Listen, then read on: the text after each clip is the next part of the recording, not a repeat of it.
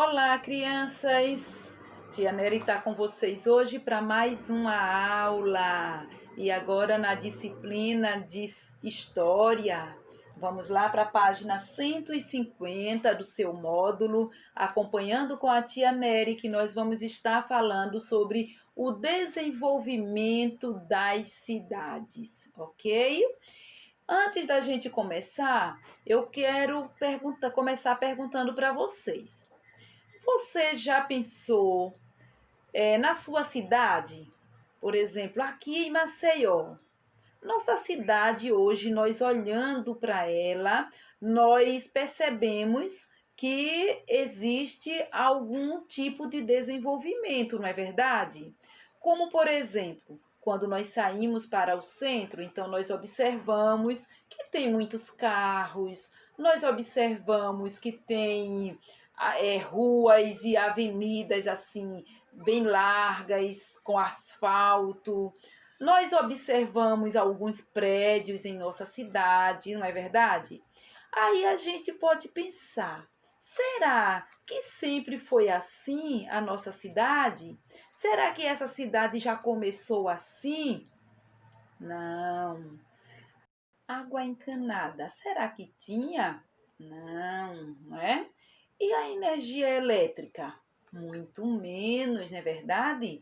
Então, a gente percebe que as cidades elas vão se desenvolvendo de acordo com a necessidade do homem. Então, no ano de 1920, a extração do látex, obtido por meio da retirada da seiva da seringueira, atraiu milhares de pessoas para trabalhar na floresta amazônica. O látex servia para produzir a borracha, que era usada por diversas indústrias, como a indústria de automóveis, né, por exemplo, e a venda da borracha para outros países gerava muito dinheiro para o Estado. E isso eles exportavam tanto para a Europa como também para os Estados Unidos. Essa atividade de extração do látex, isso fez com que a cidade se desenvolvesse, o estado se desenvolvesse bastante. Então se ganhava muito dinheiro ali e também era uma forma, era uma atividade que atraía muitas pessoas para aquele estado.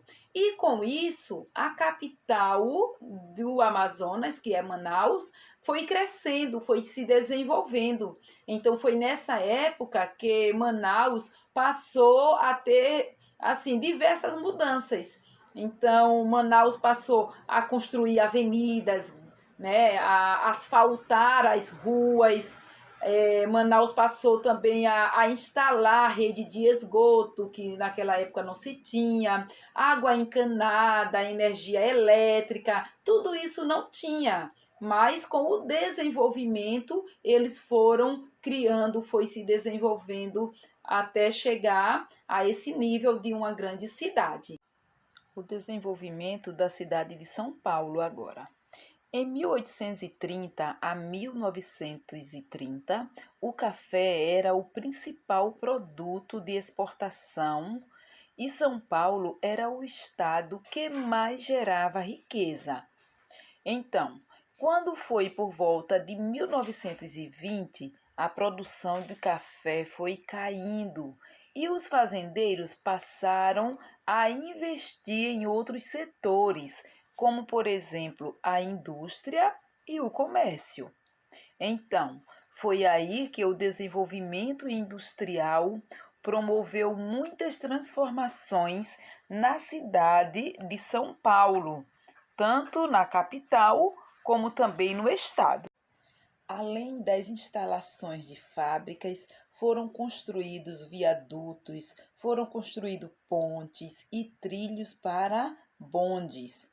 Foi feito também calçamento de ruas, providenciaram a iluminação pública e tudo isso era para atender necessidades da população da cidade que estava em crescimento. percebemos que o desenvolvimento industrial, ele acelerou o crescimento da cidade, tanto a nível financeiro, econômico, como também em número de pessoas. Foi justamente nessa época que as pessoas que moravam no campo, elas passaram a vir para a cidade com o objetivo de ter uma vida melhor, financeiramente falando. E aí a gente termina vendo assim um crescimento desenfreado da população. E como surgiram os bairros operários? Bem, em alguns bairros da cidade de São Paulo foram instaladas muitas fábricas e muitos operários passaram a morar próximo do trabalho, próximo das fábricas. Foi assim que surgiu o bairro do Brás, da Barra Funda, do Bom Retiro, esses são em São Paulo, e também o bairro de Afogados, no Recife. Com esse cenário, gente, também surgiram as vilas operárias. Algumas indústrias elas construíram vilas de moradias para os seus operários. Essas vilas eram formadas de casas semelhantes, próximas umas das outras. Para construir as vilas, os donos das indústrias precisavam conseguir aprovação da prefeitura e obedecer todas as exigências, né? Como, por exemplo, teria que ter quartos suficientes, salas.